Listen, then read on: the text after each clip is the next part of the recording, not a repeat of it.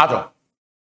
शुरुआत किससे करी बेटा? सबसे पहले हमें इलेक्ट्रिसिटी के बारे में जो बताया वो किसने बताया? ऑस्टेड जी ने बताया कि भैया कि जब भी कहीं से करंट फ्लो करता है तो फ्लोइंग करंट के वजह से जो मैग्नेटिक कंपास था वो क्या कर रहा था बेटा? डिफ्लेक्ट कर रहा था। सबसे पहले ऑब्जर्व्ड बाय ऑस्टेड। ऑस्टेड की यही बात को आगे ले जाते हुए बायट एंड शेवर्ट लॉ दिया, जो कि एक स्मॉल एलिमेंट के लिए था, बड़े एलिमेंट के लिए नहीं।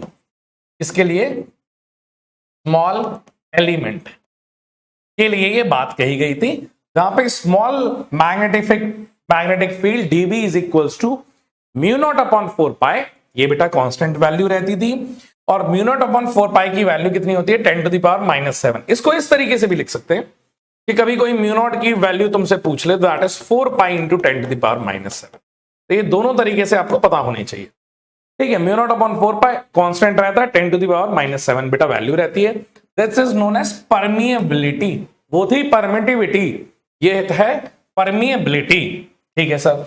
dB equals to mu naught upon 4 pi I D L sine theta upon R square.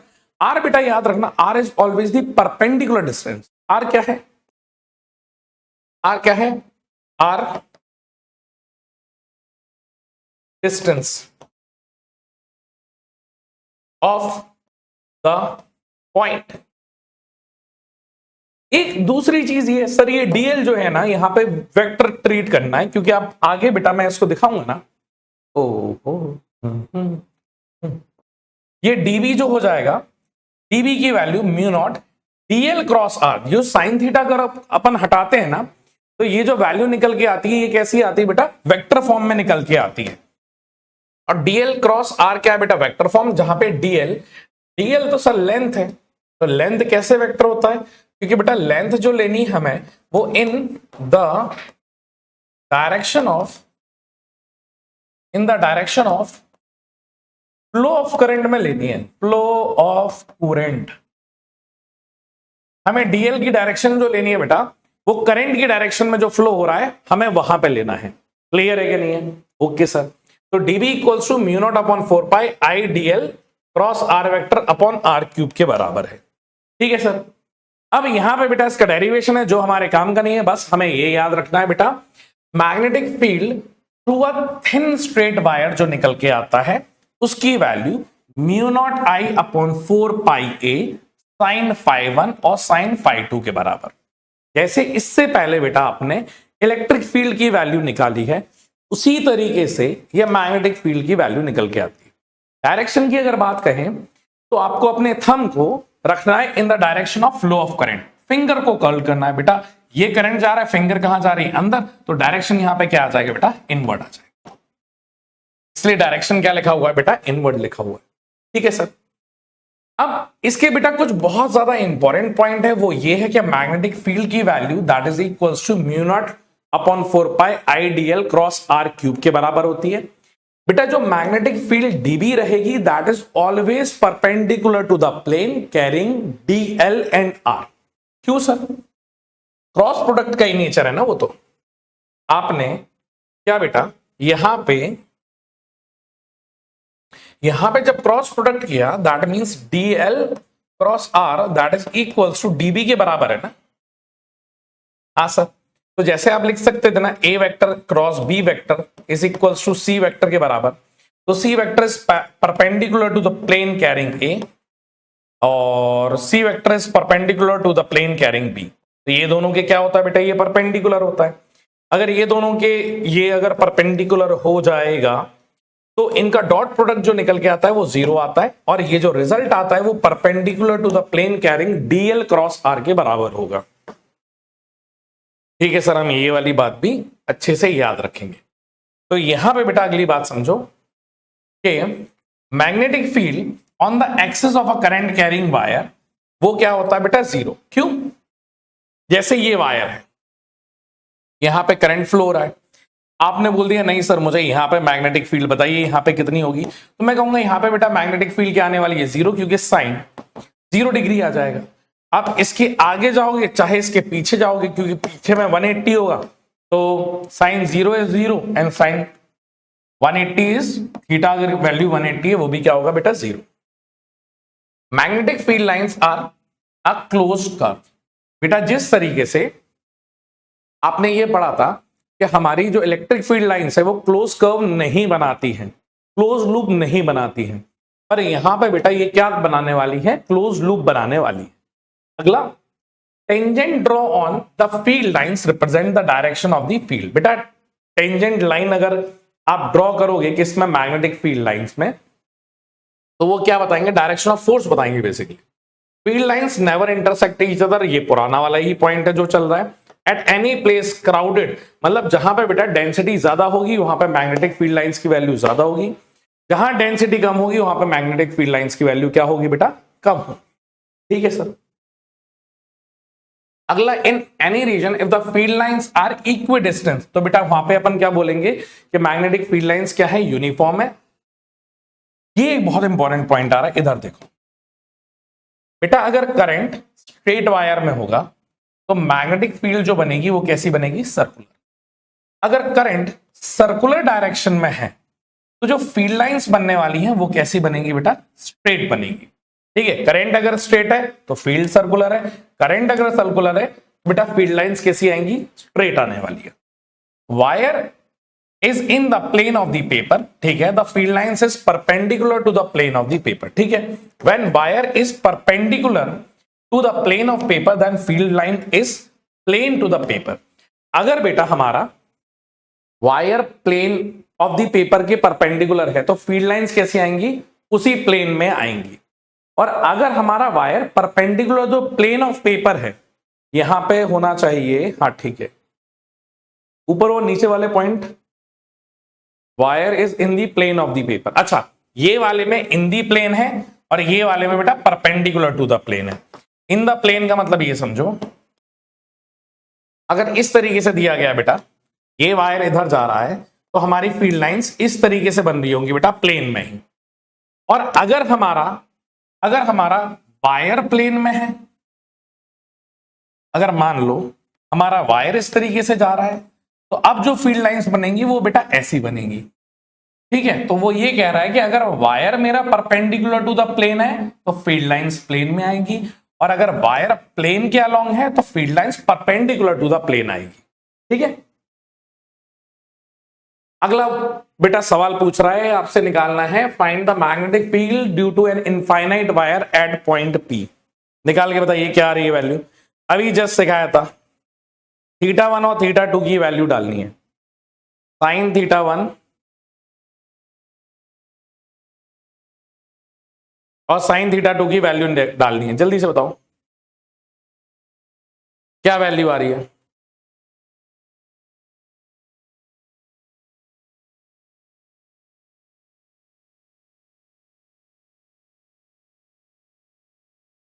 आ गया बेटा आपका आंसर।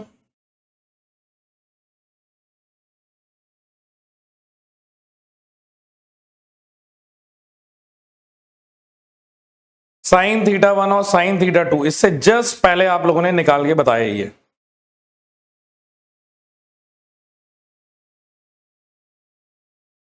किसी का भी आया, बहुत सिंपल है बेटा ये वाला। तो कितना आ रहा है, mu naught I upon 2 pi R, बिल्कुल सही। आप कुछ नहीं करो बेटा, अगर दोनों इनफाइनाइट हो गई, मतलब यहां पे थीटा भी, ये भी 90 ये भी 90 लिखा भी हुआ है, तो आपने अभी ये बोला कि b equals to mu naught upon 4 pi, यहां पे sine of 90 plus sine of 90, तो ये मिलकर के क्या हो जाएगा, 2, इस 2 से 2 चला गया तो म्यू नॉट अपॉन 2 पाई आ जाएगा। क्या ये वैल्यू आ जाएगी बेटा आप लोगों की। अच्छा, आई डी और रह गया, 1 मिनट, यहां पे आई और distance, mu naught I upon 2 pi D, क्या ये वाली वैल्यू आ चुकी है बेटा आप लोगों की। डी है डी डाल देना, आर है तो आर डाल देना। अब बेटा सर्कुलर लूप की अगर बात की जाए, सर्कुलर लूप में मैग्नेटिक फील्ड अगर एक ही टर्न है तो मैग्नेटिक फील्ड की वैल्यू जो होती है B naught equals to mu naught I upon 2 pi R के बराबर होता है। क्लियर है कि नहीं है। अगर यहीं पे n नंबर ऑफ लूप्स हो जाएंगे, n की वैल्यू 1 से ज्यादा है तो बेटा इसी में बस मल्टीप्लाई बाय n हो जाता है। इसी में क्या मल्टीप्लाई हो जाएगा बेटा, n से मल्टीप्लाई हो जाएगा और बाकी की वैल्यू क्या रहेगी, एग्जैक्टली सेम रहेगी। और कुछ भी चेंज नहीं होगा। Mu naught N I upon 2 pi R, जहां पे एन क्या दिए गए बेटा, आपके नंबर ऑफ टर्न्स दिए गए। अब जैसे मैंने बताया बेटा, स्ट्रेट वायर के लिए आप देखिए, अगर इसमें वायर में करंट जा रहा है, ये वाले वायर में इधर से बेटा आई करंट जा रहा है, तो आप यहां पे फिंगर रखोगे और इसे कर्ल करोगे तो इसके सेंटर में मैग्नेटिक फील्ड तो कहां आ रही है बेटा, सेंटर में मैग्नेटिक फील्ड आएगी ऊपर की तरफ। ठीक है सर, यहां पे क्योंकि ये वायर करंट इस तरीके से बेटा फ्लो होता हुआ इधर जा रहा है, अगर यहां पे थंब रखोगे और फिंगर को कर्ल करोगे तो यहां पे बेटा इस तरीके से यहां क्या बन रहा होगा, सर्कल बन रहा होगा। तो यहां पे जो डायरेक्शन आ रहा होगा बेटा, that is in clockwise direction. यहां से करंट घूमता हुआ बेटा इधर जा रहा होगा। यहां पे अगर आप थंब रखोगे तो यहां पे बेटा जो सर्कल बन रहा होगा, ये जो बनेगा that will be in anti clockwise direction. Clear है कि नहीं है? आप ये वाला बेटा जरूर अच्छे से याद रखना, जहां से आप डायरेक्शन ऑफ करंट को बहुत अच्छे से डिफाइन कर सके। क्लियर है? हाँ जी सर। अगली बात आ जाती है बेटा, कोई भी एंगल आर की, यहां से कोई भी सेमी सर्कल हो गया, ठीक है, सेमी सर्कल के बाद क्या हो गया, कोई क्वार्टर हो गया, कंप्लीट सर्कल हो गया, तो यहां से बेटा आप वैल्यू निकाल सकते हो। That is equals to B equals to mu naught I alpha upon 4 pi R. बेटा यहां पे जो आप अल्फा डालोगे ना, आप बस इतना याद रखना, ये वैल्यू किस में होनी चाहिए, this value should be in radian.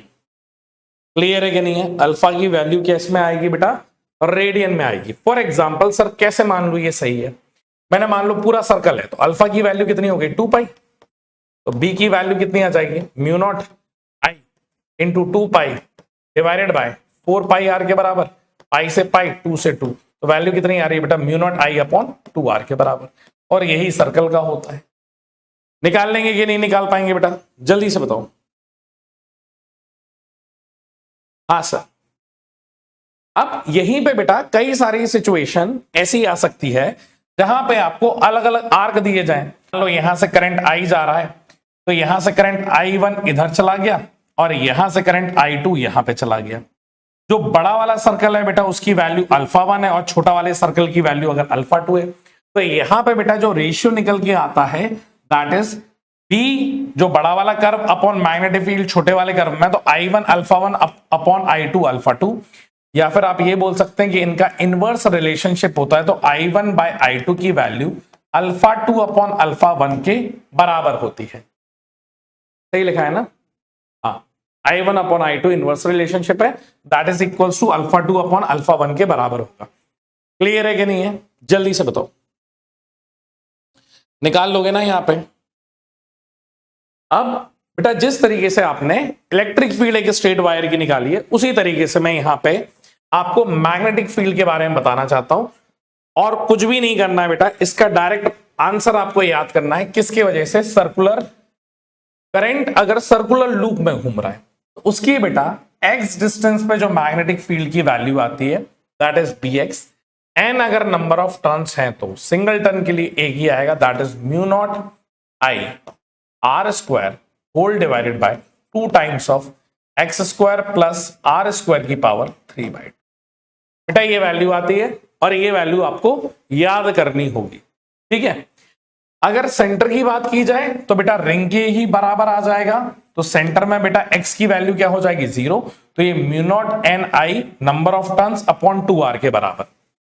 अगर r बेटा बड़ा है x से, तो x को क्या हम, r क्या है बेटा, बड़ा है किससे, x के, तो x को अपन निग्लेक्ट कर सकते हैं, तो यहाँ पे b की वैल्यू आ जाएगी mu naught N I upon 2r, और बायनोमियल थ्योरम लगा करके इसको ऊपर लाएंगे और इसका मल्टीप्लाई बेटा इससे कर देंगे, तो हमारी ये वैल्यू आ जाती है after applying binomial theorem. Clear है कि नहीं है? ये भी पॉइंट बेटा आप लोगों को याद रखना पड़ेगा। ठीक है, सेम इसमें जैसे बेटा उसमें हमारा ग्राफ बन रहा था, सेम हमारा इसमें ग्राफ बनेगा।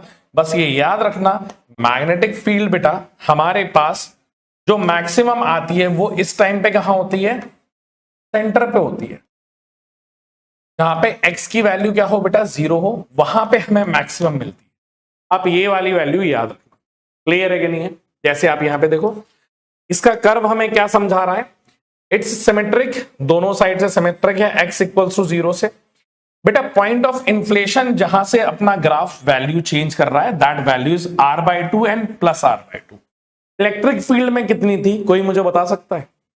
आप ये बताओ, यहां पे तो ठीक है, इलेक्ट्रिक फील्ड में कितनी थी? इलेक्ट्रिक फील्ड में वैल्यू क्या थी, कोई बता सकता है? हाँ, r/√2, बिल्कुल सही। वहां पे वैल्यू कितनी थी बेटा? That is r/√2। तो यहां पे बेटा हमारी सेंटर पे क्या रहेगी? मैक्सिमम, बाकी जगह r/2 पे पॉइंट ऑफ इन्फ्लेशन है, ठीक है। The point of inflation is r/2, the distance from the centre of the coil, ठीक है। Separation between point is inflation, that is equal in radius. बेटा दोनों जगह जो डिस्टेंस रहेगी वो एग्जैक्टली क्या रहेगी? हमारी सेम रहेगी। Find the segment made up of two coil as shown in the figure. Figure ही बेटा इन लोगों ने गायब कर दिया, मैं क्या बताऊं, हमारा जीवन ही ऐसा है। तो इसमें कुछ ऐसा था बेटा, एक कॉइल इस तरीके से बनी थी और एक कॉइल कुछ इस तरीके से बनी थी। यहां पे जो करंट फ्लो हो रहा था ये ऐसा हो रहा था, इस जगह से ऐसा जा रहा था, और इसमें जो करंट फ्लो हो रहा था वो इस जगह से हो रहा था, ठीक है। दोनों की करंट की वैल्यू मैं अगर सेम दे देता हूं तो बस इसमें सिखाना मुझे ये था कि अगर बेटा करंट ऐसे फ्लो हो रहा है तो इस कॉइल 1 की वजह से जो मैग्नेटिक फील्ड आती है वो यहां पे आती है, that is equals to B1। और इस कॉइल की वजह से बेटा मैग्नेटिक फील्ड जो आती है वो ऊपर की तरफ होती, वो B2 होती। और दोनों में अगर करंट की वैल्यू सेम है, दोनों की कॉइल की अगर रेडियस भी सेम है, इसकी भी रेडियस बेटा सेम है, तो B सेम होता तो रिजल्टेंट क्या आ जाता बेटा? B नेट जो आता, क्या वो B√2 आता? बेटा यहां पे इस तरीके से भी हम लोग रिजल्ट निकाल सकते हैं। अगर सर्कुलर कॉइल की मैग्नेटिक फील्ड अगर देखें तो वो μ0I/2R के बराबर है। हाँ सर, तो यहां पे वैल्यू क्या आ जाती है बेटा? μ0I/2R इंटू √2 के बराबर। ये हमारी वैल्यू आ जाती है। क्लियर है कि नहीं है बेटा? ये डायरेक्शन आ जाती है। जल्दी से बताओ, इसमें कोई डाउट है? इसमें कोई दिक्कत तो नहीं है ना? Find the magnetic field induced at centre. इस डायग्राम तो बनाता तब तो बता पाते सेंटर पे कितना होता। चलो बेटा, इसको ये वाले का तो डायग्राम मुझे बिल्कुल ही से याद नहीं है। अब आगे जो न्यूमेरिकल्स करेंगे उसमें हम चीजों को समझ लेंगे, ठीक है। यहां पे देखो, एम्पियर्स सर्किटल लॉ की बात करें तो बेटा amperes circuital law states that, बेटा यहां पे देखो मैं अपनी तरफ से समझाता हूं। यहां पे क्या होता है, जैसे हम लोग वहां पे गॉस लॉ पढ़ते हैं ना, यहां पे हमारा एम्पियर्स सर्किटल लॉ है। यहां पे हम क्या करते हैं, कोई भी करंट को कंसीडर करके आप एक इमेजिनरी लूप कंसीडर करो, ठीक है। Amperes circuital law states that the line integral of a magnetic field around any closed path in a free space or in a vacuum is mu0 for the net current of the total current passing through it। तो ये B dot dl is equals to mu0 into epsilon naught I। तो ये cyclic integral of B dot dl that is equals to किसके बराबर होगा बेटा? mu0 into summation of I। अब ये कोई बेटा नॉर्मल I नहीं है, ये I enclosed R, enclose in amperes loop आता है। क्लियर है कि नहीं है? ये वाली बात बेटा बहुत ज्यादा इंपॉर्टेंट है। तो इस लूप से, जिसको अपन एम्पियर्स लूप कहते हैं बेटा, उसमें अपन डायरेक्शन कंसीडर करेंगे। जैसे यहां पे हमने ये लूप बनाया जो कि कैसा जा रहा है बेटा? बाहर की तरफ। तो पक्की बात है डायरेक्शन बेटा बाहर की तरफ होगा, ये एंटी क्लॉकवाइज बनेगा। तो जिसका डायरेक्शन इस करंट से मैच होगा वो होगा पॉजिटिव, जिसका नहीं करेगा वो नेगेटिव हो जाएगा, ठीक है। जैसे 1 2 3 करंट दिख रहे हैं, एंटी क्लॉकवाइज डायरेक्शन किस किस में मिलेगी? I1 और I2 में। तो I एनक्लोज लेना है तो यहां पे नेट करंट लिखेंगे, तो ये हो जाएगा I1 plus I2 minus I3।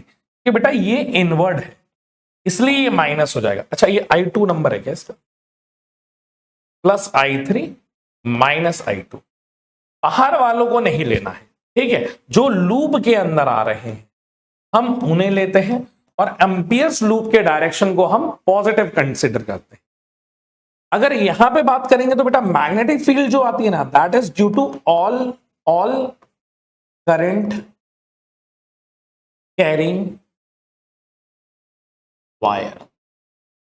ये हमें सारे वायर का लेना है, ठीक है। आई एनक्लोज लेना है जो लूप से पास हो रहे हैं, और अगर मैग्नेटिक फील्ड की बात करें तो बेटा वो सारे वायर का हमें कंसीडर करना होता है, ठीक है। अगर यहां पे हम बात करें बेटा, एक हमारा वायर है इनफाइनाइट, उसकी वैल्यू मैं बता ही चुका हूं बेटा। Magnetic field due to long infinite current carrying wire straight wire, that is B equals to mu naught I upon 2 pi R के बराबर। आर बेटा उसका डिस्टेंस है, ये वाली भी चीज बेटा आप लोग याद करोगे। अब जैसा बेटा आप लोगों ने अलग अलग वैल्यूज क्या पोटेंशियल की निकाली थी, हाँ सेम उसी तरीके से अलग अलग वैल्यू बेटा पोटेंशियल की निकाली सिलेंडर का, या इलेक्ट्रिक फील्ड निकाला, उसी तरीके से बेटा मैग्नेटिक फील्ड निकालेंगे। सबसे पहले निकालने वाले हैं due to long infinite solenoid, ठीक है, सिलेंड्रिकल कंडक्टर है। अब यहां पे बेटा देखो, अगर इनफाइनाइट लॉन्ग सॉलिड है तो वायर बेटा अंदर भी जा रहे होंगे, हाँ सर, अंदर वायर जा रहे हैं तो अंदर करंट होगा। तो बेटा जब भी R is less than capital R, अंदर की बात है, तो यहां पे बेटा magnetic field directly proportional to R निकल के आती है, ठीक है, हाँ सर। तो यहां पे करंट क्या करेगा बेटा, बढ़ेगा, ठीक है। और जब बाहर जाते हैं ना, R is greater than capital R, तो B is inversely proportional to 1/R, तो लाइन वायर का काम करता है। तो ऐसा बेटा इसका क्या बनेगा, ग्राफ बनेगा। आप देख भी सकते हैं, for a point inside the cylinder R is less than R, तो B की वैल्यू जो आ रही है बेटा, that is equals to mu naught I R upon 2 pi R square. तो B किसके डायरेक्टली प्रोपोर्शनल है, R के। अगर बेटा at a point on the axis, axis पे ही आ गया तो R की वैल्यू क्या हो जाएगी बेटा, 0। अगर R की वैल्यू 0 हो गई तो B एक्सिस के ऊपर ही क्या हो जाएगा बेटा, 0 हो जाएगा। अगर R की वैल्यू कैपिटल R के बराबर है तो नीचे क्या आ जाएगा बेटा, that is equals to mu naught I upon 2 pi R। और अगर हम बाहर चले जाएंगे तो ये आ जाएगा mu naught I upon 2 pi R inversely proportional to 1/R। क्या ये बात समझ में आ रही है, या सिर्फ देखते जा रहे हो? जल्दी से बताओ।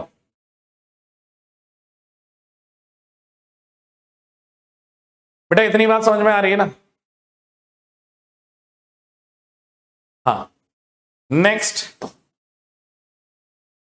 अब इसी का बेटा मैंने जो ग्राफ बताया है, R is greater then R में इनवर्सली है, यही बताया। अंदर से जब रेडियस R कैपिटल R के बराबर होगा तब तक डायरेक्टली रिलेशनशिप है, और उसके बाद वो रिलेशनशिप कैसा है, इनवर्स है।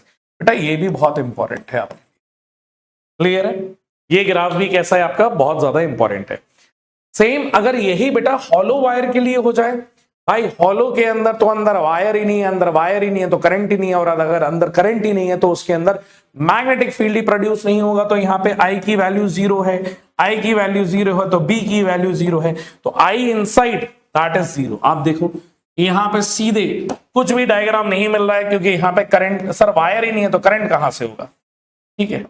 एक वो मूवी का डायलॉग है फ्यूल करके एक मूवी है, तो उसमें पार्लियामेंट में बैठे रहते हैं, तो पार्लियामेंट में डिस्कशन होता है कि भैया हम बांध नहीं बनने देंगे अपने नदी पे, सब लड़ रहे होते हैं।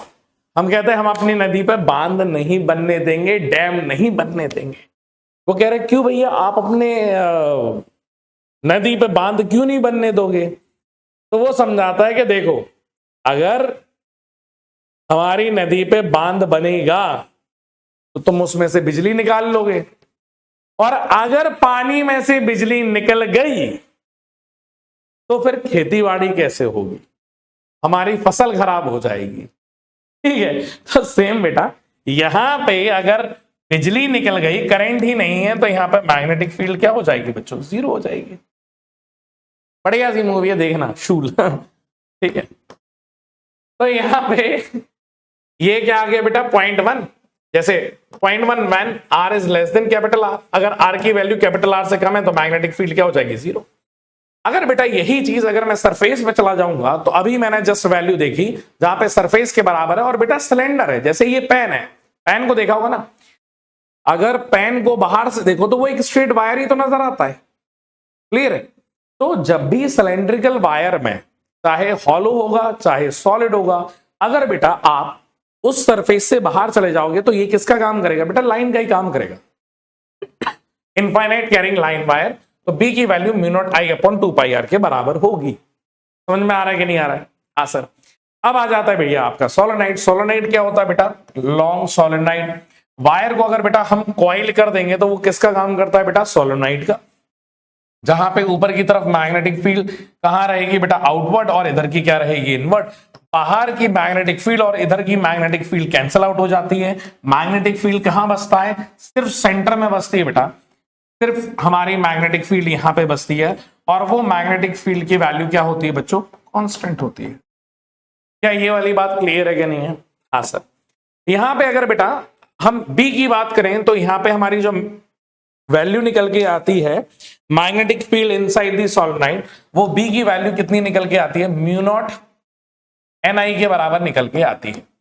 ठीक है, स्मॉल एन की value number of turns divided by length होता है, that is number of turns per unit length जिसको हम बोलते हैं। क्लियर है? अब यहां पे बेटा एक बात याद रखना, सेंटर पे तो कांस्टेंट है, सेंटर पे क्या है बेटा, कांस्टेंट है। ये जो वैल्यू निकल के आती है ना बेटा, ये इनफाइनाइट की निकल के आती है।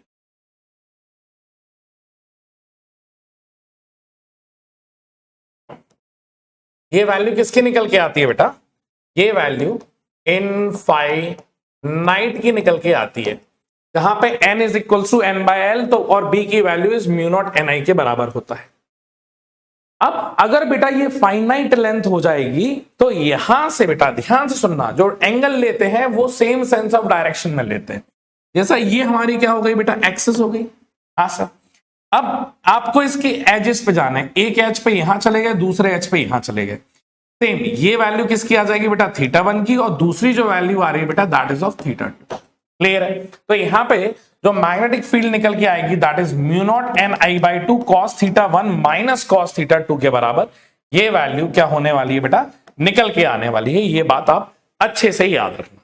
क्लियर है कि नहीं है? अब इनफाइनाइट हो जाएगी तो इनफाइनाइट में बेटा थीटा की वैल्यू एक की हो गई 0, एक की हो गई 180, कॉस 0 इज 1, कॉस 180 इज -1, और -1 माइनस क्या हो जाएंगे, प्लस हो जाएंगे। ऊपर का 2 नीचे के 2 से चला जाएगा, तो वैल्यू कितनी आ जाएगी बेटा, तब म्यू नॉट एन आई आ जाएगी। ये वाली बात आप याद रखना। क्लियर है? और ये वैल्यू कांस्टेंट होती है। अगर मुझे सेमी इनफाइनाइट दे दे तो बेटा वो वैल्यू एज में कितनी होती है, that is mu naught N I by 2 के बराबर होती है। इसका ग्राफ है क्या पीछे? नहीं, इसका ग्राफ नहीं है। इसका ग्राफ देखो बेटा, इसका ग्राफ भी इंपॉर्टेंट है। ग्राफ से थोड़ी अंडरस्टैंडिंग बेटर हो जाती है, बस इसीलिए। ठीक है, अब इनसाइड दी कॉइल बेटा ये कांस्टेंट रहता है। ठीक है, और एजेस पे बेटा इसकी वैल्यू डिक्रीज हो जाती है इस तरीके से। अब इनसाइड की बात करें बेटा, ये मैग्नेटिक फील्ड है, तो इनसाइड में value mu naught N I के बराबर होता है। और जब आप एच पे चले जाते हो ये वाले डिस्टेंस पे, तो यहां पे बेटा जो मैग्नेटिक फील्ड है एच के डिस्टेंस पे, वो mu naught N I by 2 से घट जाती है। क्या ये वाली बात समझ में आ रही है बेटा आप लोग को? जल्दी से बताओ। हाँ, नेक्स्ट। अब यहां पे बेटा magnetic field due to toroid की बात करेंगे, तो टॉराइड के मैग्नेटिक फील्ड एग्जैक्टली सेम रहती है जो सोलेनोइड की रहती है। बस इसमें याद रखने वाली बात बेटा इस सिर्फ इतनी है कि आपको यहां पे मैग्नेटिक फील्ड 0 मिलने वाली है। हाँ सर, आपको बाहर मैग्नेटिक फील्ड 0 मिलने वाली है। आपको जो भी मैग्नेटिक फील्ड मिलेगी ना, you will get between radius R1 and R2, वो तो मीन वैल्यू है। आपको बेटा जो भी मैग्नेटिक फील्ड मिलने वाली है ना, वो इनके बीच में मिलने वाली है। ये इधर पे आपको मैग्नेटिक फील्ड मिलेगी, ऐसी तो कोई मैग्नेटिक फील्ड होती नहीं है। आपको जो भी मैग्नेटिक फील्ड मिलेगी बेटा, वो आपको कहां मिलने वाली है, that is between outer core और इनर कोर के बीच में मिलने वाली है, इस वाली जगह मिलेगी। इनसाइड भी 0 रहती है और आउटसाइड भी क्या रहती है बेटा, 0 रहती है। अब यहां पे n जो रहता है बेटा, वो नंबर ऑफ टर्न्स रहता है। यहां पे रेडियस जो रहती है बेटा, दैट इज नॉट कांस्टेंट, वो वेरिएबल रहती है। ठीक है, अगर इस रेडियस को R1 बोल दूं और इसके बाहर वाली रेडियस को R2 बोल दूं, तो यहां पे मीन वैल्यू निकालते हैं बेटा, मीन वैल्यू Rn की।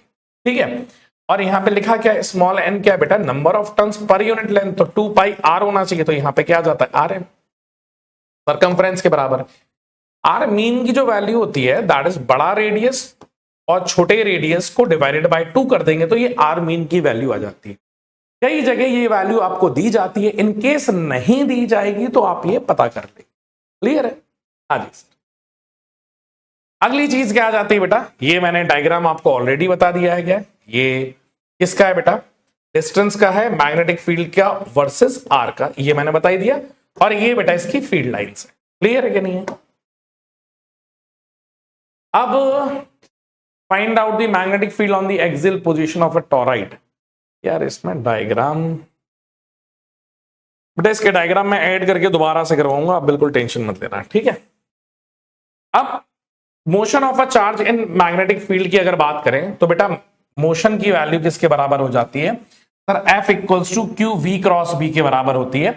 सेम फोर्स भी बेटा जो आती है that is perpendicular to velocity, same force is perpendicular to क्या आती है बेटा? Magnetic field. ये दोनों की ही क्या होती है? परपेंडिकुलर। अगर इनका डॉट प्रोडक्ट कर देंगे बेटा, F dot V is equals to 0 and F dot B is also equals to 0। बेटा यहां पे जो फोर्स आती है ना that is perpendicular to the plane carrying B and B. Clear है? उसके परपेंडिकुलर प्लेन में होनी चाहिए। अब यहां पे बेटा ध्यान से देखो, यहां पे अगर हमें फोर्स निकालना है, मैग्नेटिक फील्ड इस डायरेक्शन में फोर्स ये है, तो ये आ जाएगा V क्रॉस B। हम कहां जा रहे हैं? अंदर, इसलिए फोर्स कहां आ रही है बेटा? अंदर की तरफ। दूसरी बात ये देख सकते हैं कि बेटा F of M is equals to Q V cross B की वैल्यू अगर देखें तो VB साइन थीटा लिख सकता हूं। हाँ सर ये लिख सकते हैं बेटा। ये साइन थीटा क्या है? That is the angle between velocity and magnetic field. Angle between velocity and magnetic field में तो कोई डाउट नहीं है। नहीं सर। अब यहां पे बेटा कोई भी चार्ज अगर गोल घूम रहा होगा तो उस टाइम पे बेटा जो रिक्वायर्ड सेंट्रीपिटल फोर्स है वो कौन प्रोवाइड कर देगा बेटा? मैग्नेटिक फोर्स प्रोवाइड कर देगा। तो यहां पे F of magnetic force is equals to mv square by r के बराबर होता है। अगर बेटा यहां पे अगर हम डायरेक्शन देखें, वेलोसिटी और magnetic field that is perpendicular to each other. Perpendicular है तो बेटा थीटा की वैल्यू कितनी हो जाएगी? 90 हो जाएगी। तो यहां पे क्या लिख सकते हैं? साइन 90 की वैल्यू 1 हो गई तो ये हो जाएगा QVB के बराबर, that is equals to mv square by r square. mv square by r square, mv square by r। हाँ सर। तो V से बेटा V चला गया। हाँ सर। तो यहां पे बेटा अगर आपको रेडियस चाहिए है तो रेडियस की value r equals to root of QB by m के बराबर हमारी वैल्यू आ जाती है। तो ये वैल्यू आप याद रखना कि ये रेडियस है। ठीक है सर। अगर वेलोसिटी है तो टाइम पीरियड भी निकाल सकता हूं, क्यों सर? टाइम पीरियड क्या हो जाता है बेटा? दैट इज डिस्टेंस, ये आ जाएगा 2 पाई, ये जो रेडियस है, divided by distance upon speed. तो यहां से बेटा ये टाइम पीरियड भी आ जाएगा, जिसका मैंने डायरेक्ट फॉर्मूला यहां पे लिखा हुआ है कि अगर बेटा आपको रेडियस चाहिए है तो that is equals to mv upon QB। यही आया था ना? रूट क्यों लगाया मैंने? ये स्क्वायर एक बार दिमाग में बैठ गया ना तो ये स्क्वायर ही लिखता रहूंगा। एक मिनट बेटा। F M की वैल्यू क्या है बेटा? QVB के बराबर, that is equals to M V square by R है, इससे ये गुजर गया तो R की वैल्यू MV अपॉन QB। पता नहीं यहां पे स्क्वायर क्या सोच के लगा दिया। एक तो तुमने इतनी सड़ी शक्ल बना के रखी हुई है कि भाई तुम्हारी शक्ल देख करके गलत हो जा रहा है। थोड़ा तो मुस्कुरा दो। पता है तुम्हारी मुस्कुराहट देख करके, तुम्हारी इसी मुस्कुराहट को देख करके कई लोग जी रहे हैं।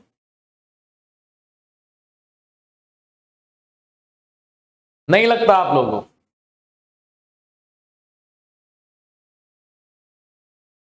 हाँ, तुम्हारी इसी मुस्कुराहट के कई लोग दीवाने हैं।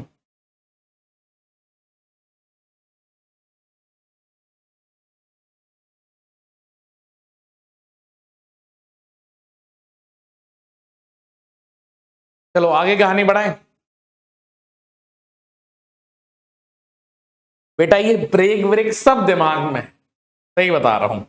ये ब्रेक के बारे में सोचना, ब्रेक ले लेना, ये सारी मेंटल साइकोलॉजी है। इस साइकोलॉजी के चक्कर में मत पड़ा करो, ठीक है। अब तुम ये सोच लो, मैं तुम्हारे चलो क्लास के एंड में बताऊंगा, ठीक है। आप यकीन नहीं मानोगे कि आपसे ज्यादा ब्रेक की जरूरत मुझे है, ठीक है।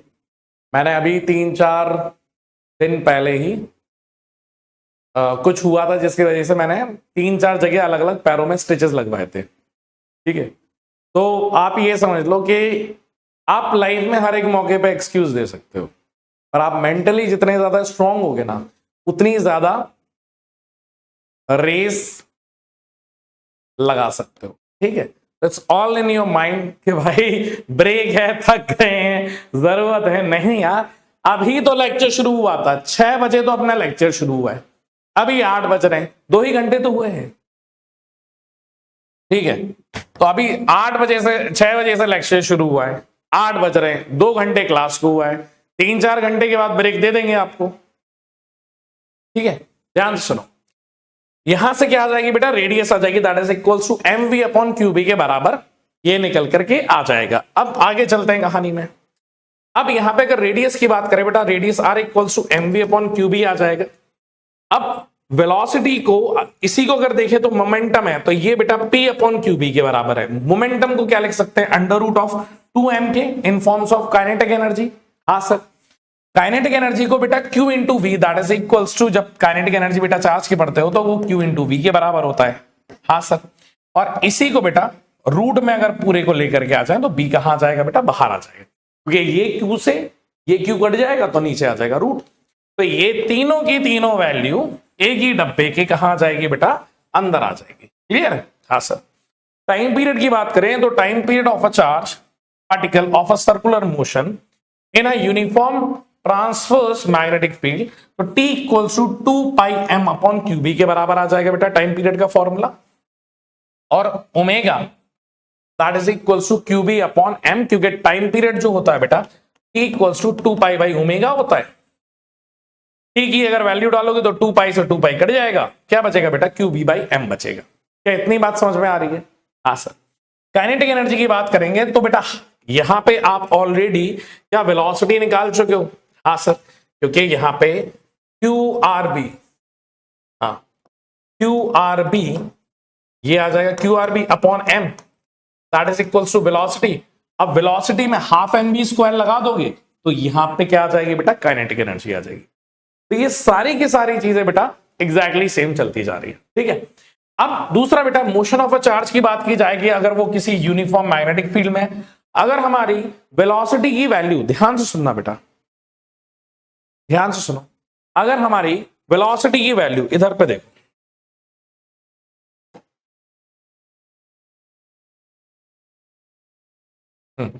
अगर हमारी वेलोसिटी बेटा ये v डायरेक्शन में है और इस v के बेटा दो कंपोनेंट करोगे तो एक v cos थीटा होगा, एक v sin थीटा होगा।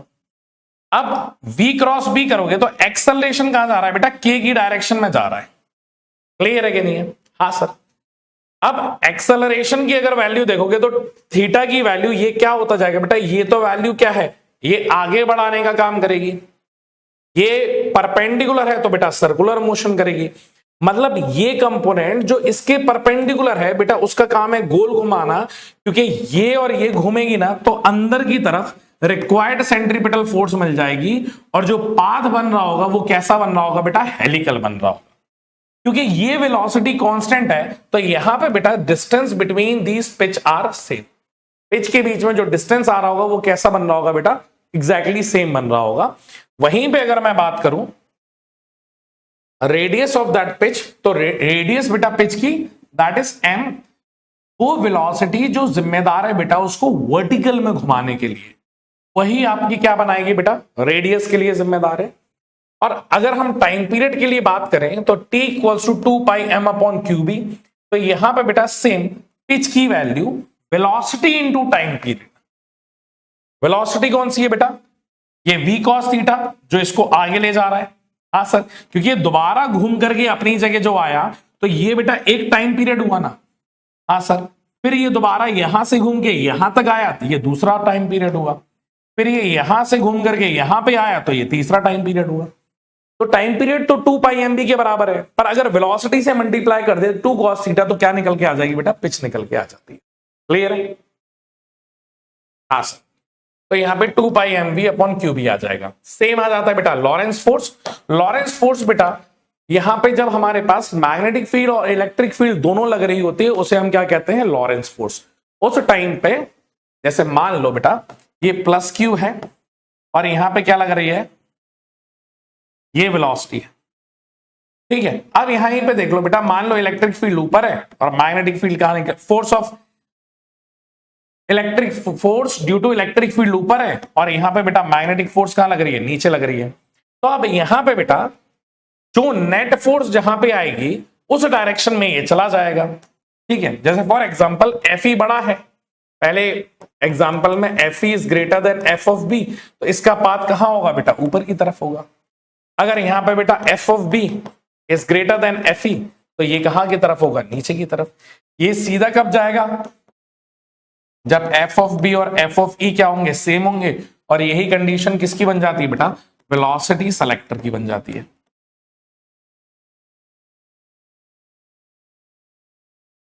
क्या ये वाली बात आप लोग को याद आ रही है कुछ, ये कंडीशन किसकी बन जाएगी बेटा, वेलोसिटी सेलेक्टर की बन जाएगी। अब यहां पे बेटा एक चीज देखना आप लोग, यहां पे एक चीज ध्यान से देखना, मैग्नेटिक फोर्स अगर ये वायर है, यहां पे देखना ये क्या आ गया बेटा, करंट ऊपर है, हाँ सर, तो इसमें मैग्नेटिक फील्ड कहां आ जाएगी बेटा, सर्कुलर आ जाएगी। हाँ, अब इसमें भी डायरेक्शन कहां है, ऊपर है, तो इसके वजह से, इस करंट की वजह से इसकी मैग्नेटिक फील्ड कहां आएगी, इनवर्ट। और इस वायर की वजह से इसमें मैग्नेटिक फील्ड कहां आएगी बेटा, आउटवर्ड आएगी, आउटवर्ड आ जाएगी, ठीक है सर। अब यहां पे बेटा मैग्नेटिक फील्ड कहां है, इनवर्ट, तो इसमें जो फोर्स लग रही होगी बेटा, वो दोनों जब भी करंट के डायरेक्शन अपोजिट होंगे तो ये जो वायर है ये इस तरीके से हो जाता, और जब भी दोनों की डायरेक्शन क्या होती है बेटा, अपोजिट हो जाती है, तो इसका डायरेक्शन ऐसा हो जाता है। तो ये आप याद रखना कि जब बेटा करंट की डायरेक्शन अपोजिट होगी तो ये वैल्यू क्या आ जाएगी बेटा, रिपल्सिव। और जब दोनों डायरेक्शन बेटा सेम हो जाएंगी तो ये क्या हो जाएगी, अट्रैक्टिव। यहां से हम बेटा क्या बताते हैं, हम बताते हैं यहां से फोर्स पर यूनिट लेंथ। तो यहां पे F बाई एल, ठीक है, और यहीं से बेटा 1 एम्पियर की डेफिनेशन आई। तो dF1 बाई dl की वैल्यू जो निकल के आती है, that is mu not I1 I2 upon 2 pi D, D is the distance between these two wire. क्या ये वाली बात बेटा आप लोगों को समझ में आ रही है या नहीं आ रही है, जल्दी से बताओ।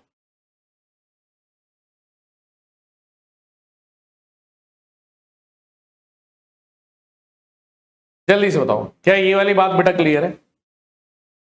हाँ सर। अब यहां पे बेटा मैं मैग्नेटिक डाइपोल के बारे में बताना चाहूंगा। जैसे मैंने कहा था कि मैग्नेटिज्म और ये साथ ही में कंप्लीट करेंगे। मैग्नेटिक डाइपोल के पास क्या रहता है बेटा, pair of magnetic poles of equal and opposite strength, small at capital small separation. ये माइनस एम, ये प्लस एम, और इनके बीच की ये क्या हो जाती है बेटा, डिस्टेंस डी हो जाती है। और इसको बेटा हम लोग कंसीडर करते हैं, क्लियर है कि नहीं, ऐसा होता नहीं है। एक्चुअल में हम क्या करते हैं बेटा, इसको कंसीडर करते हैं, ठीक है, कि ये हमारी क्या बता रहा होता है बेटा, पोल स्ट्रेंथ के बारे में बता रहा होता है, ठीक है। हाँ जी सर। अब यहां पे देख सकते हो बेटा, ये माइनस एम है, ये प्लस एम है, बीच का पॉइंट अपन न्यूट्रल पॉइंट बोल रहे हैं बेटा। मोनोपोल एग्जिस्ट नहीं कर सकता है। और दूसरा, M magnetic dipole that is M cross L के बराबर होता है, और डायरेक्शन सेम होगा बेटा, माइनस से प्लस की तरफ। This is the direction of magnetic movement.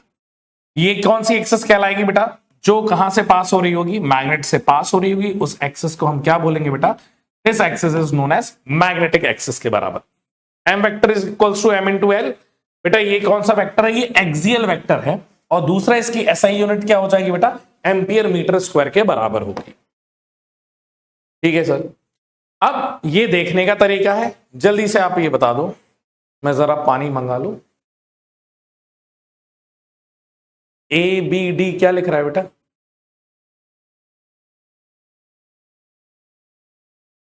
Sir?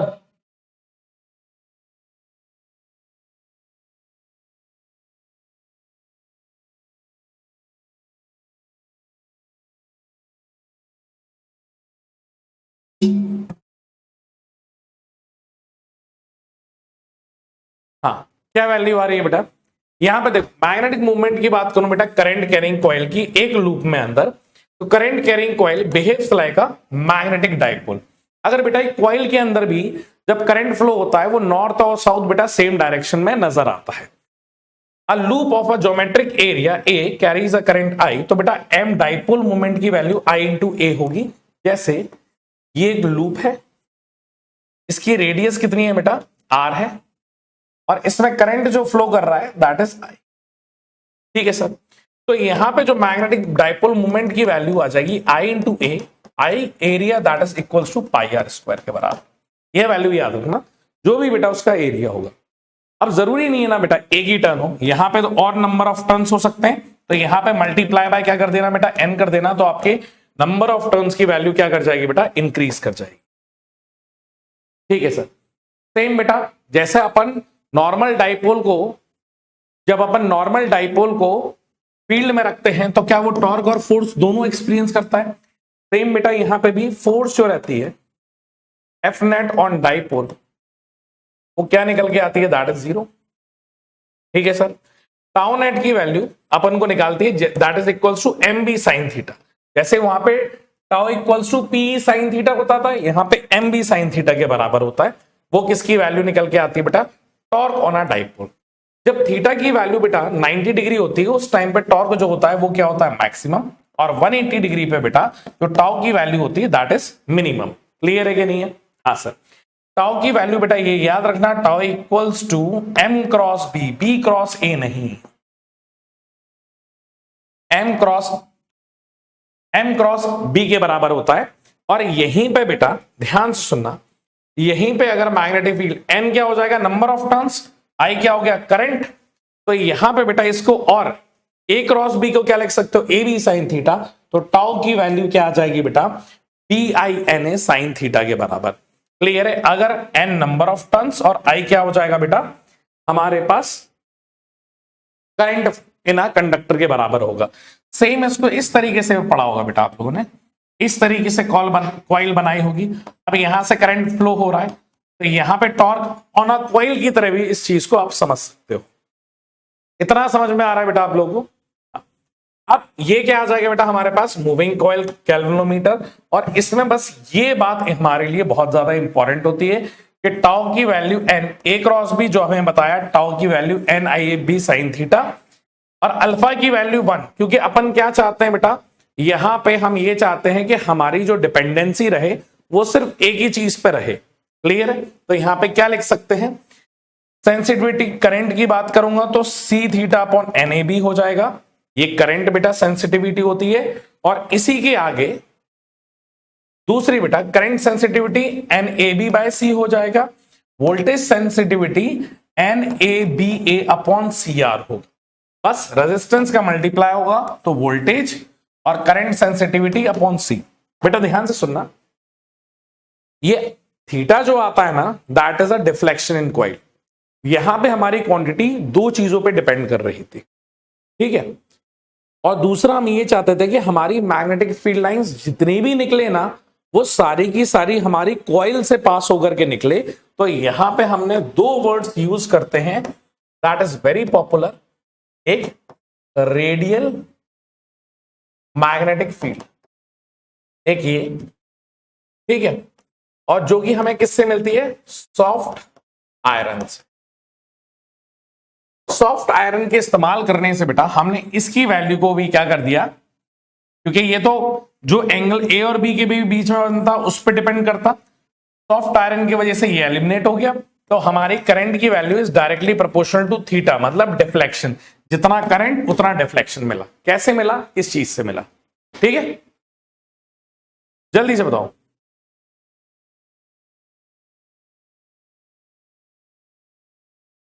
बेटा इतनी बात आप लोगों को समझ में आ रही है या नहीं आ रही है?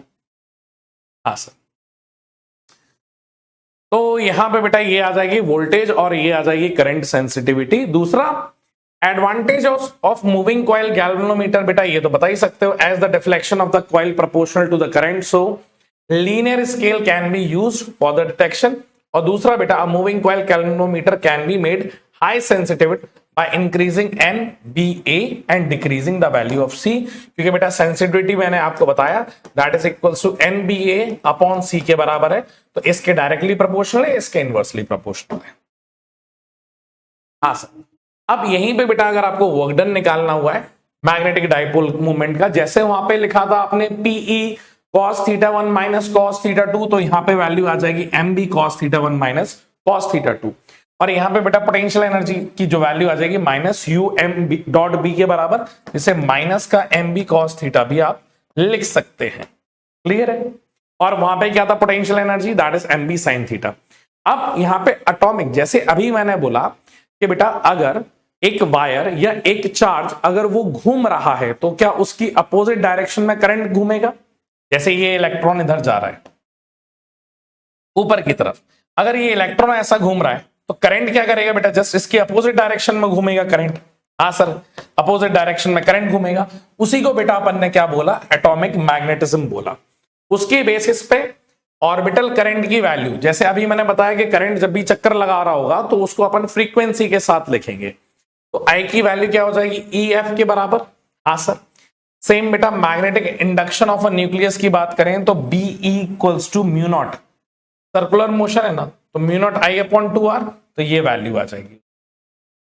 क्लियर है? हाँ sir, magnetic movement that is current into area, तो ये बेटा M की वैल्यू आ जाएगी। क्लियर है कि नहीं है? ये वाली बात आप अच्छे से याद रखो। अब यहां पे बेटा बस मैग्नेटिज्म वाला टॉपिक है और उसके बाद फिर अपन न्यूमेरिकल ही करने वाले हैं। क्लियर है कि नहीं है? ध्यान से सुनो। मैग्नेटिक मटेरियल की बात करें तो सबसे पहले बेटा इंपॉर्टेंट रिलेशनशिप आ जाता है मैग्नेटाइजेशन फील्ड का, जो H की value B not upon mu not होती है, जहां पे H जो निकल के आता है दैट इज एम्पियर मीटर के बराबर निकल के आता है। इंटेंसिटी की बात करें, magnetisation intensity that is I dash, I dash की वैल्यू बेटा m बाई v के बराबर होता है, दैट इज m क्या है बेटा, मैग्नेटिक डाइपोल मूवमेंट, और v क्या होता है बेटा, इसका वॉल्यूम होता है। क्या ये दोनों बातें समझ में आ रही हैं आपको? जल्दी से ही बताओ।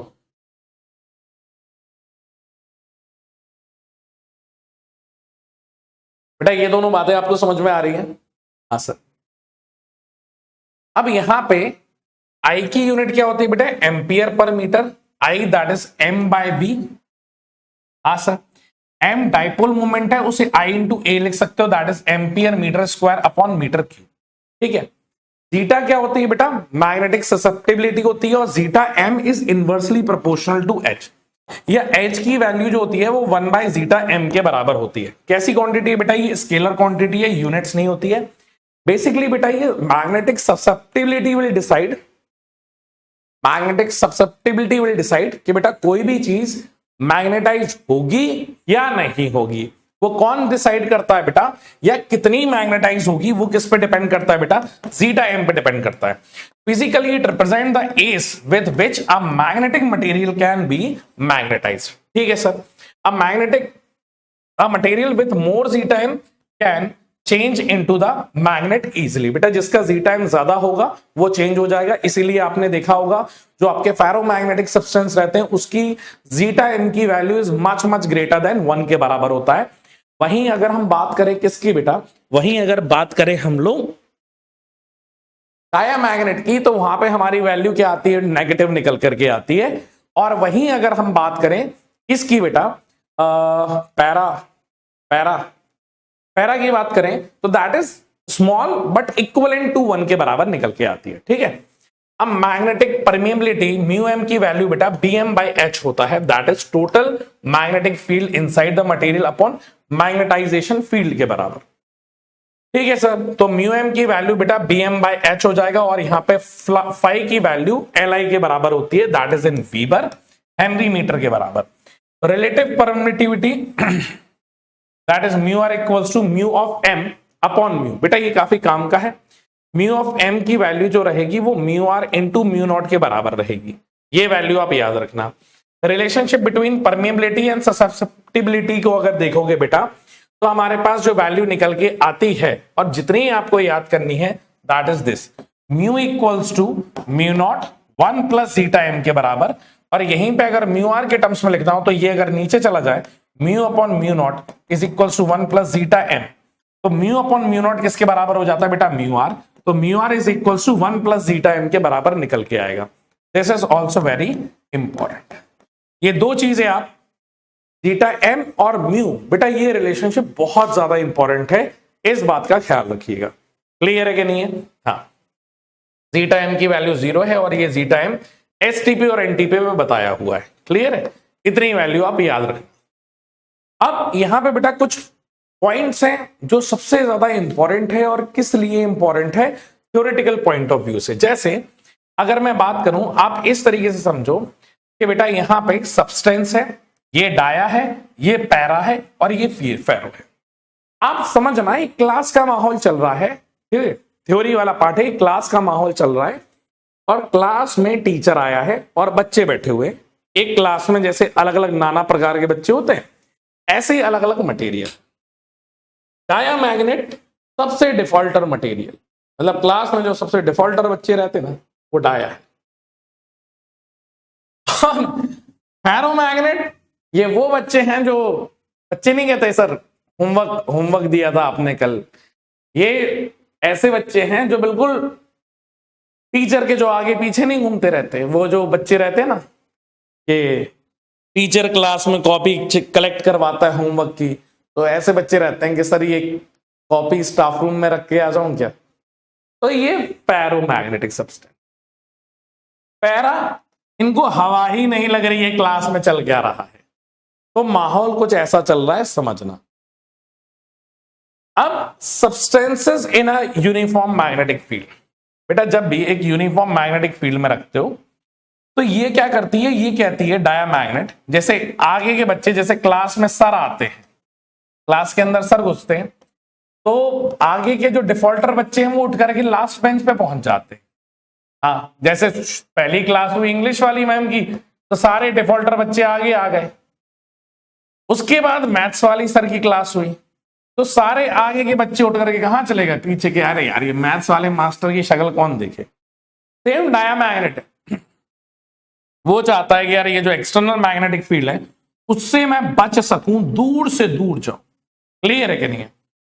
पैरा कहता है कि चलो इतना दूर तो नहीं जाते हैं, अगले पेज पे बनाता हूं बेटा, ठीक है। जैसे ये आपका डायामैग्नेटिक सब्सटेंस है, यहां से ये क्या करते हैं बेटा, ये एक्सटर्नल मैग्नेटिक फील्ड लाइंस को अपने अंदर से जाने नहीं देते। एक आध फंस गया तो फंस गया, बाकी सबको नहीं जाने देते, ठीक है।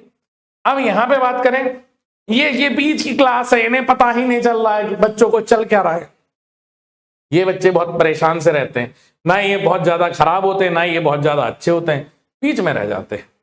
वो कह रहे कि ठीक है यार, जिसको हमारे अंदर से जाना है वो चले जाए और जिसे नहीं जाना है वो नहीं जाए। तो इन सब्सटेंस के अंदर से कुछ तो मैग्नेटिक फील्ड चली जाती है और बाकी इसके बाहर से चली जाती है। पैरो खतरनाक है, ये वो बच्चे हैं जो उड़ता हुआ तीर, अरे तीर कहां जा रहे हो तुम, आओ मेरे पास आओ, तो ये वो है, ठीक है। पैरोमैग्नेटिक सब्सटेंस में ये जो मटेरियल होता है, ये जो दूर से फील्ड लाइन जा रही होती है ना, ये इस फील्ड लाइन को पकड़ लेता है और कहता है दूर कहां जा रहे हो भाई, मेरे पास से जाओ। सर आपने कल होमवर्क दिया था, आज डायरी चेक करने को दी थी, सर आपने इसका टेस्ट बोला। कई बार सर भी परेशान हो जाते हैं, यार इतना भी काम नहीं दिया है मैंने, ठीक है। तो ऐसी वाली पिक्चर है भाई यहाँ पे। तो ये तीन टाइप के हमारे अलग अलग सब्सटेंसेस हो जाते हैं। ये अभी एक्सटर्नल मैग्नेटिक फील्ड की बेटा बात कर रहे हैं हम। इसके बाद अगर HNI कर्व की बात करें तो इसका आई जो होता है बेटा, दैट इज स्मॉल। यहां पे बेटा एक मिनट, ऊपर वाले पॉइंट को छूट गया, फॉर्मेशन ऑफ मैग्नेटाइजेशन देखें। डायमैग्नेटिक जो बनते हैं बेटा, that is orbital motion of electron. जैसे प्लस स्पिन और माइनस स्पिन जो रहता है ना, ये उसका लेना देना है।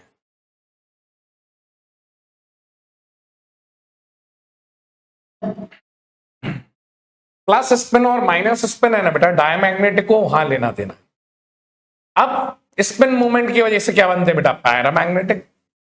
पैरोमैग्नेट जो बनते हैं बेटा, वो डोमेन और कोडोमेन से बनते हैं। वैसे तो यहाँ पे डोमेन से लेना ही देना है, छोटे छोटे पार्ट्स रहते हैं। अगर HNI कर्व की बात करें तो बेटा आई की वैल्यू क्या रहती है, स्मॉल, छोटी, नेगेटिव रहती है और वेरीज करती है लीनियरली। स्ट्रेट ग्राफ देख सकते हो, स्मॉल है तो नीचे और नेगेटिव है इसलिए बेटा ये नीचे है। क्लियर है, ये याद रखना।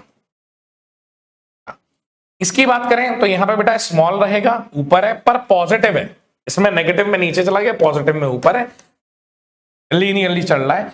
यहां पे देखिए तो बेटा ये नॉन लीनियर रहता है, बहुत बड़ी वैल्यू रहेगी पर वैल्यू कैसी रहेगी बेटा इसकी, नॉन लीनियर रहेगी। ठीक है सर, ये वाली बात भी समझ में आ गई।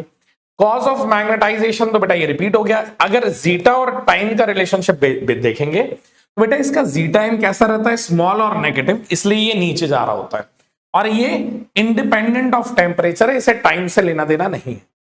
अगर हम यहां पे बात करें तो स्मॉल है, पॉजिटिव है, this is inversely proportional to time temperature, और ये जो टेम्परेचर है बेटा इस टेम्परेचर को क्या कहते हैं, curies temperature.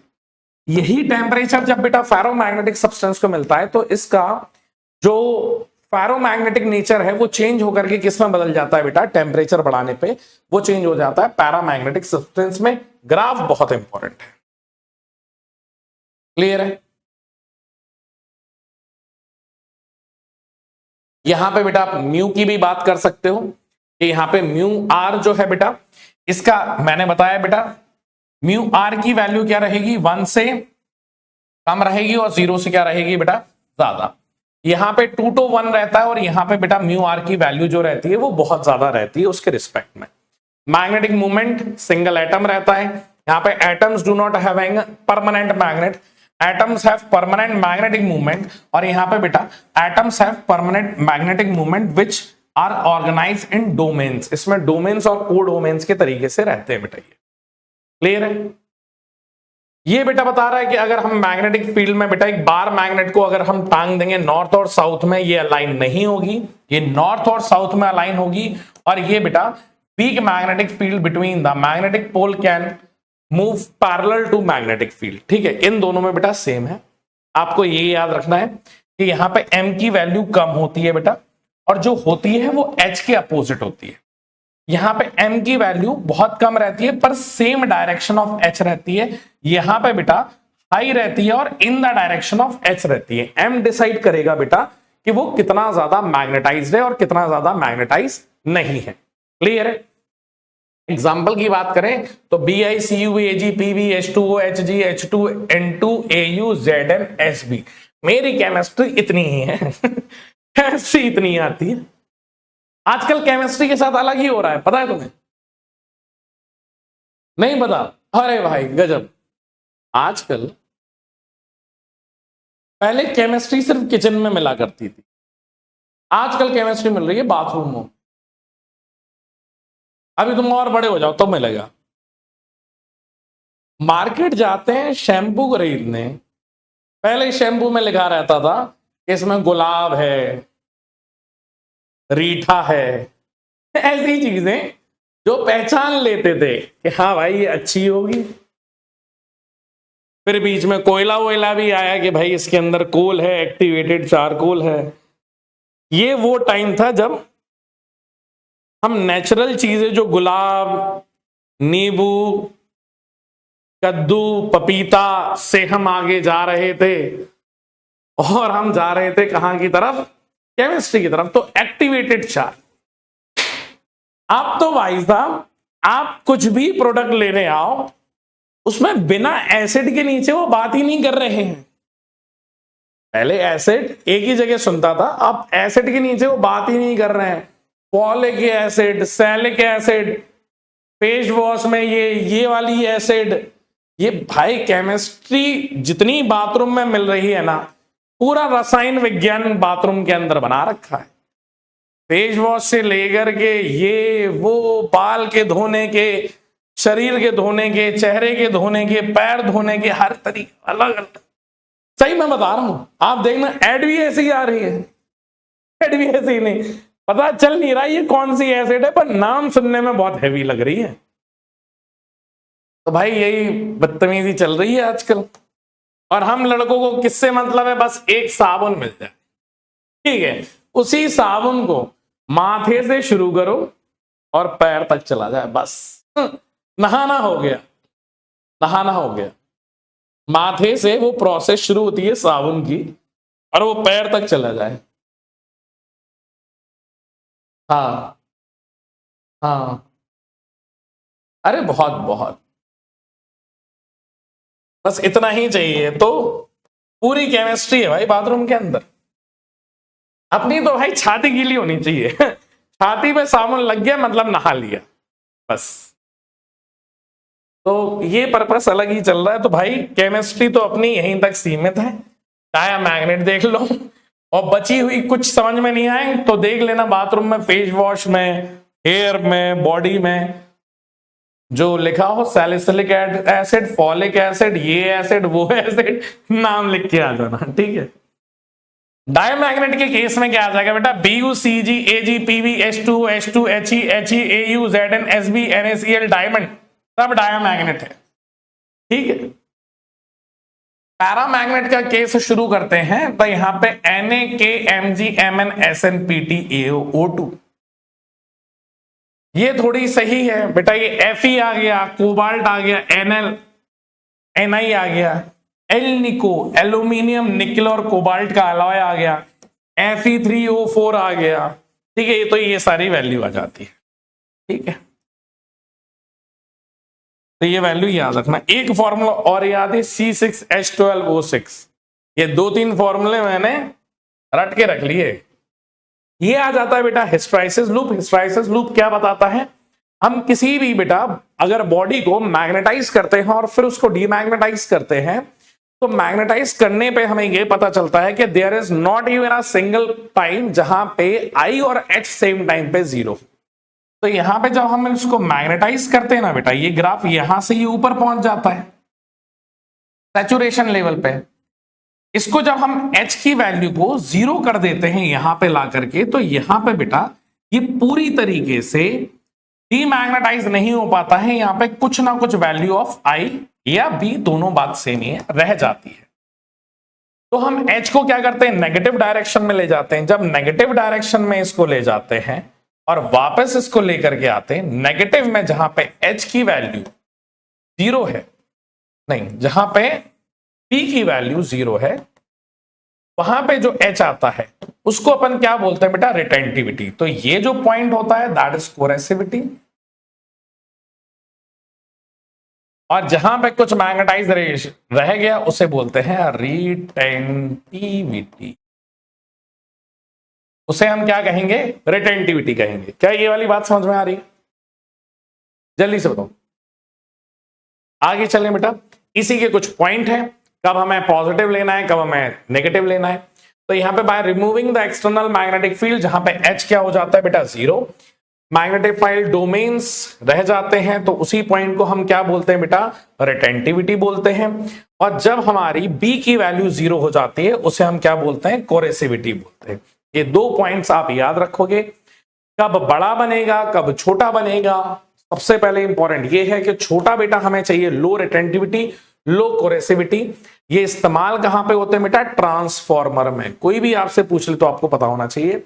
High retentivity, high कोरोसिविटी कहां पे इस्तेमाल करोगे? जहां पे आपको परमानेंट मैग्नेट बनानी होगी, वहां पे आप किसको इस्तेमाल करोगे बेटा? हार्ड आयरन को इस्तेमाल करोगे। एग्जाम्पल कोई पूछ लेगा तो स्टील एंड एल्निको, और यहां पे बेटा हमारा आ जाएगा सॉफ्ट आयरन।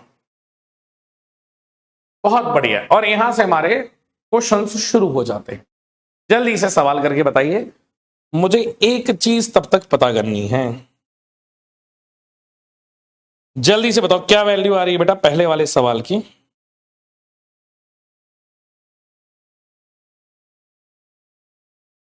जल्दी से निकाल के बताओ पहले वाले सवाल की वैल्यू। जल्दी से बताओ, मैं जरा पानी लेके आया। क्या आ रही है वैल्यू? जल्दी से बताओ। बी वाला ऑप्शन आ रहा है। एक मैं 2-3 चीजें करवा देता हूं। यहां पे क्या कह रहा है बेटा? शॉर्ट, एक मिनट सर, ये ऐसा कुछ हो जाएगा क्या? इसमें ये आ रहा है तो सवाल नहीं पढ़ पा रहे। अभी जितनी फाइल है उसको अपन सेव कर दे और फिर अपन नई फाइल को दोबारा से उठा लेंगे और फिर ओपन कर लेते हैं इसको रीस्टार्ट करके। नहीं, शुरू से नहीं, अपन यही वाली फाइल सिर्फ उठा लेंगे ना फिर। तो इससे ये हट जाएगा और एक फाइल अपनी क्या सेव भी हो जाएगी सेफर साइड के लिए। पहले ये सेव कर लेना अपन। जल्दी से बताओ। ये वाली बेटा सेव कर लेते, 1 मिनट का मौका दो। उसके दो फायदे हैं, एक तो ये है कि अपन ने जितना पढ़ा है वो सब गायब नहीं होगा और आपके पास नोट्स अच्छे से पहुंच जाएंगे। ठीक है,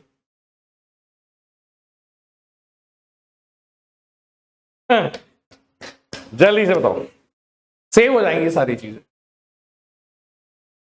सेव हो जाएंगी सारी की सारी चीजें।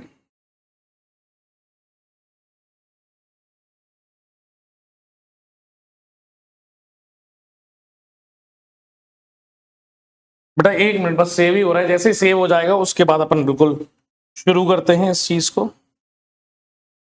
हेलो बेटा, आवाज आ रही है? अरे एक्चुअली ये जो फाइल थी ना बेटा, इसमें अगर आप ध्यान से देखो तो थ्योरी तो पूरी थी पर इसमें एमईसी के क्वेश्चंस नहीं थे। तो ये फाइल में हाँ, इसमें सिर्फ मैग्नेटिज्म के क्वेश्चंस थे। 1 मिनट के लिए मैं बेटा ब्लैंक कर रहा हूं स्क्रीन, उसके बाद मुझे एक फाइल डाउनलोड करनी है, मैं वो बस लगा रहा हूं, आप कहीं जाना मत, बस 1 मिनट की बात है। अब क्या आप लोगों को मेरी आवाज आ रही हो? एक्चुअली बेटा उसमें फाइल तो सारी आ गई थी, एमईसी के क्वेश्चंस नहीं थे उसमें, उसमें सिर्फ मैग्नेटिज्म के क्वेश्चंस थे। ठीक है, हाँ, तो इस वजह से ये ऑलरेडी थ्योरी बेटा अपन पढ़ चुके हैं, तो मैं इस चीज को यहां से हटा रहा हूं, वरना आपकी 2 बार ये सेम हो जाएंगे। ठीक है,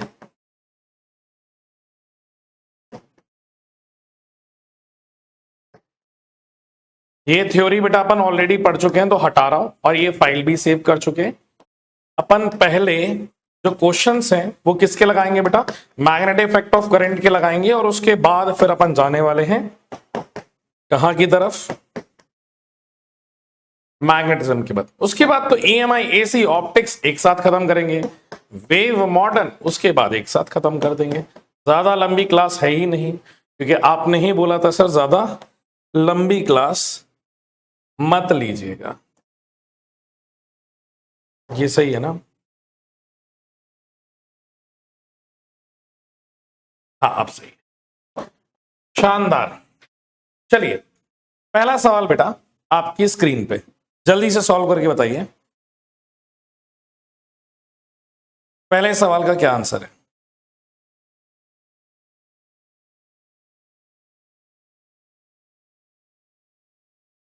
पहले एमईसी क्या है? पहले इसके करते हैं, 1 मिनट रुकना बेटा, पहले मैं मैग्नेटिक इफेक्ट की करवाना चाहता हूं, क्योंकि पहले अपन ने ये पढ़ा है ना, पहले अपन इसके करेंगे फिर अपन उसके करेंगे। जल्दी से बोलो यार, ब्रेक ब्रेक मत करो, पहले जल्दी से बताओ बेटा, आपके लिए अभी सीखना जरूरी है, हर एक टाइम इंपॉर्टेंट है लेने को। मैं नहीं चाहता हूं, क्या आपसे ज्यादा तो मैं ब्रेक चाहता हूं, पर अभी क्या इंपॉर्टेंट है? ब्रेक लेना इंपॉर्टेंट है या पढ़ना इंपॉर्टेंट है? आप ये बताओ।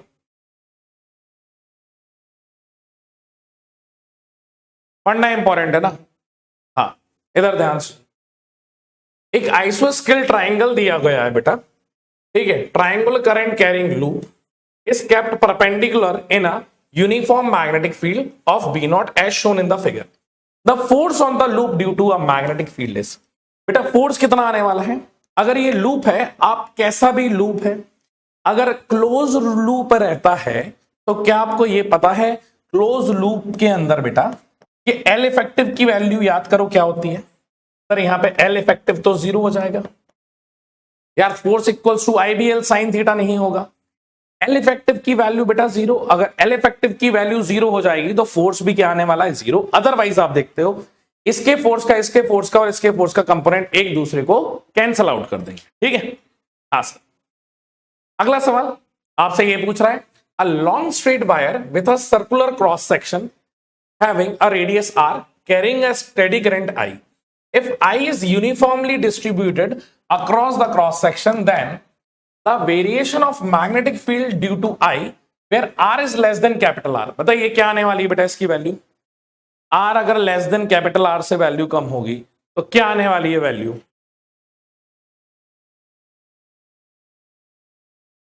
क्या आने वाली value? r is less than क्या बेटा? Inside the wire capital R, अभी मैंने सिखाया अगर अगर अगर R is less than capital R होगा तो magnetic field is directly proportional to R होगी, हाँ या ना? तो कौन सा ऑप्शन करेक्ट हो जाएगा बेटा? बी ऑप्शन करेक्ट है। सी कैसे बेटा? सी थोड़ी आएगा, बी आएगा ना। हाँ। अगला सवाल जल्दी से ये बताओ, नेक्स्ट क्वेश्चन क्या कह रहा है? नेक्स्ट क्वेश्चन क्या कह रहा है? In which of the following case no force exerted by a magnetic field on a charge moving with a constant velocity। बेटा कांस्टेंट वेलोसिटी से अगर मूव करेगा तो force equals to Q V sine theta के बराबर है, तो वो वैल्यू तो आने ही वाली है, तो यहां पे तो फोर्स जीरो नहीं होगा। मूविंग इन सर्कल तब भी बेटा आपको वैल्यू मिल जाएगी, ठीक है, क्योंकि सर्कुलर हेलिकल पाथ में देखो ना, सर्कल में घूम रहा था तब भी आपके पास फोर्स की वैल्यू है, तभी तो सर्कल में घूम रहा है।